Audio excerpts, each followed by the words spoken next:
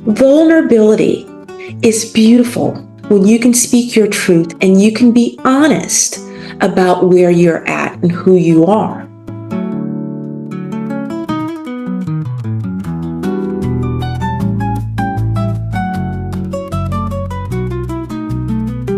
The power of vulnerability in relationships isn't important. It's very important.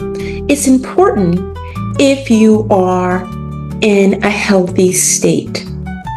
And what I mean by that is, vulnerability is beautiful when you can speak your truth and you can be honest about where you're at and who you are. When you're not feeling safe, it is hard to be vulnerable.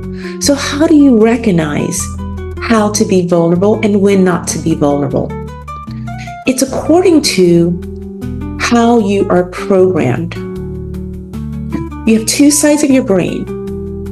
There is one side that is leading even when you don't recognize it's leading.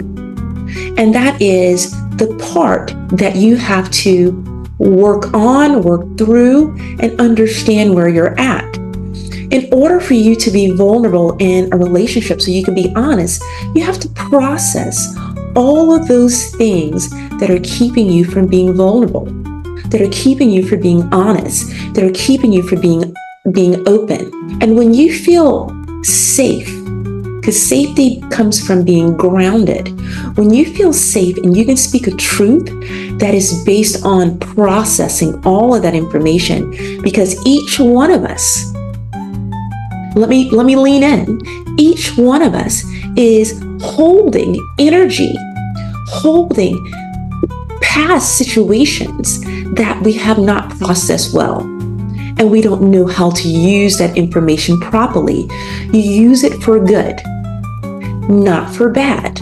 And what I mean by that is, when you don't process the information, it is holding you in a pattern that is not moving you forward. It keeps you in this looping cycle.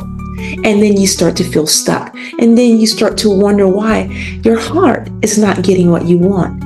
Your soul is not getting what you want. It's because you have not processed how to be vulnerable, how to be powerful in a relationship in the correct way.